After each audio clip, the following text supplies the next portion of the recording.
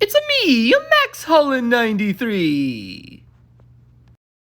Hello!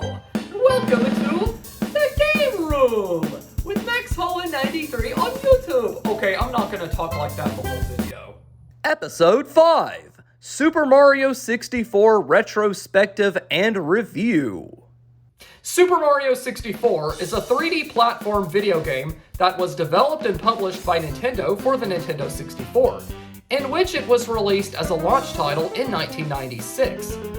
It's one of the earliest examples of a 3D platformer, though there were other 3D platformers that predated it, like Jumping Flash for the PlayStation in 1995, for example. But I think Mario 64 was the game that really pushed the envelope. And I think it was the first game to actually have like analog controls with an analog stick, while also having camera movement. And there was actually an NPC cameraman in the game, a flying Lakitu that follows you around, so that was clever. So most 3D games around this time, like early 3D games, would suffer from those janky tank controls on the D-pad that makes you move like a tank. Like, you'd have to painstakingly turn around and then go forward to get to where you need to be, and then back up. I'm looking at you, Bubsy 3D, and to some extent Resident Evil.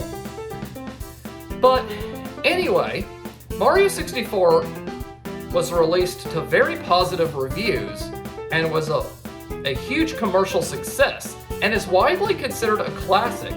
The game was very revolutionary for the time, and has paved the way for future 3D platformers like Spyro the Dragon, as well as Banjo-Kazooie, and A Hat in Time.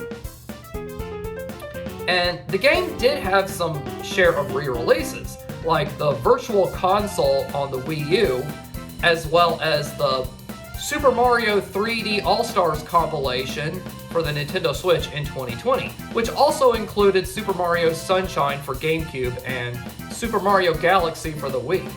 And in 2004, there was actually a remake for the DS called Super Mario 64 DS, which served as an expansion of the game with additional content. I actually had that DS remake as a kid and played it quite a lot, but before that, I do have fond memories of playing the original N64 version. I mean, I didn't have an N64 game growing up, but I have fond memories of playing it because I used to play it at a friend's house, and I actually happen to have an N64 cartridge of the game right here. So it's no doubt considered to be one of the greatest video games of all time. But does it still hold up?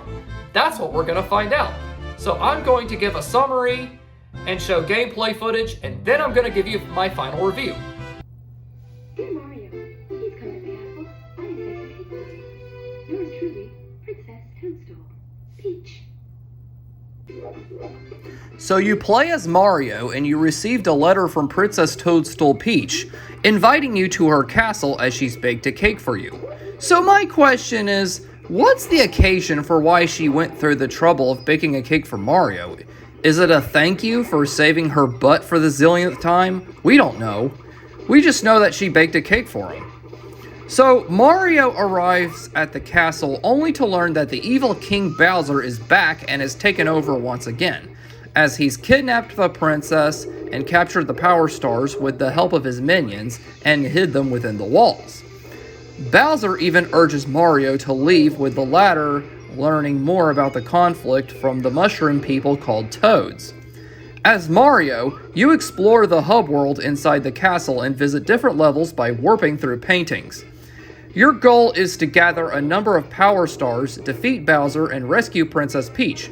There are 15 main levels called courses that are within the castle walls that you can gain access through paintings and sometimes by other means, like a plain wall or a pool or down a chute, for instance.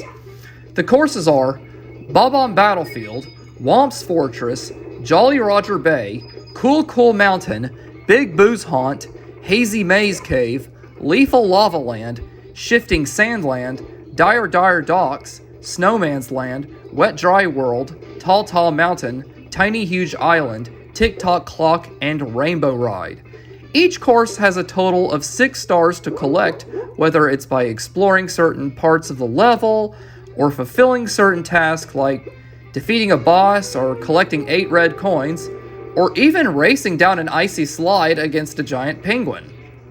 There's also a secret 7th star in each course to find after collecting 100 coins. Besides the courses, there are other secret areas within the castle to find stars. You encounter Bowser a total of 3 times throughout the game, each time being more challenging than the last. For the first 2 encounters, after defeating Bowser, you get a key that unlocks the door to the next part of the castle. So, Bowser breathes fire at you, and what you do is you get behind him, grab him by the tail, twist him around, and throw him towards a spiked bomb. On the last encounter, you have to throw him towards 3 spiked bombs though after the second bomb, he makes the edges of the platform collapse until it's star-shaped, making the battle more difficult. But after defeating Bowser the last time, you save Princess Peach and you beat the game. There are a total of 120 power stars to find to reach 100% completion, but you really only need to find 70 stars to beat the main game.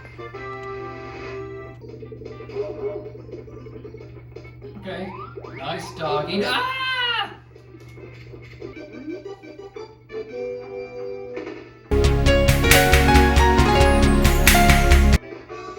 Okay, that was actually a little too easy.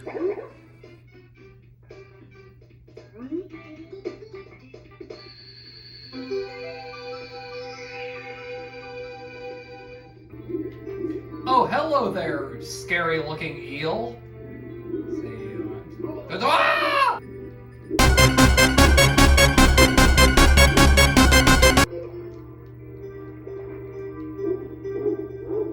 Shut up, Bowser.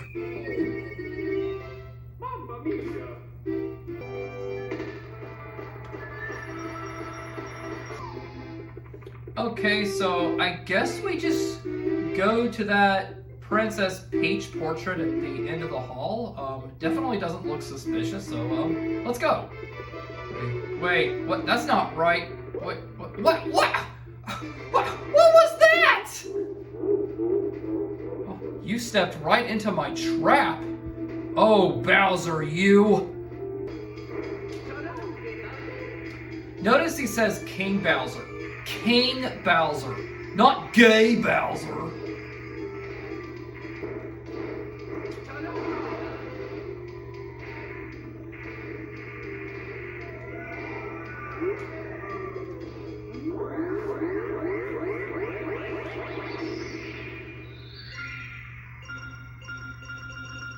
Okay, now we got a key. Oh, that's a nice little piano there.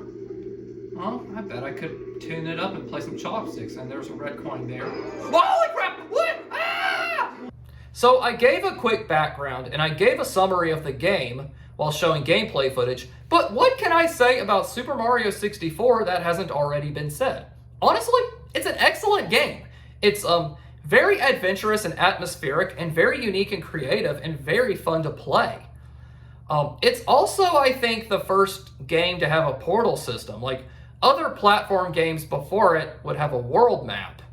Like, I think Crash Bandicoot for the PlayStation, which came out a week before Mario 64, had a world map. But later games in the Crash Bandicoot series had a portal system with a hub area. So I guess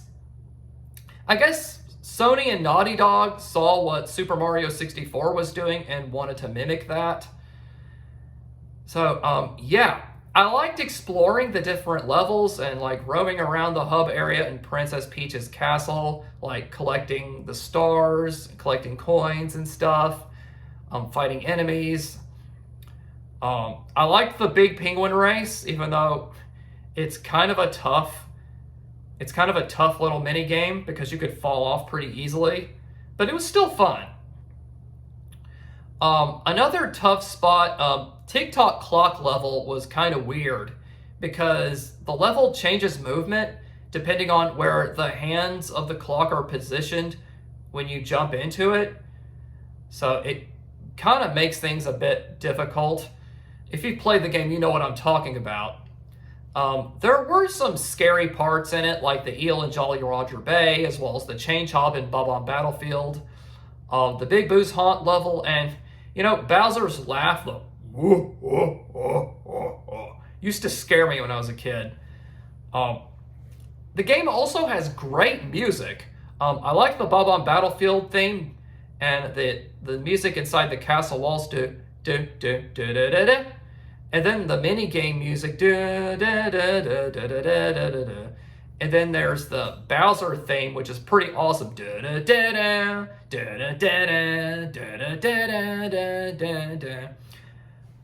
Anyway, I do still often revisit this game from time to time, so the replayability is pretty high. And honestly, there's really nothing bad I can say about the game, and the graphics look great for N64 standards. So yeah, I think the game is well liked for good reasons. I would consider Super Mario 64 a video game masterpiece that holds up very well. And that's why on a scale of 1 to 10, I give Super Mario 64 a perfect 120 power stars. So have you ever played Super Mario 64? What was your experience? Let me know in the comments down below. Thanks for watching, and if you enjoyed this video, remember to like, comment, subscribe, and I'll see you next time.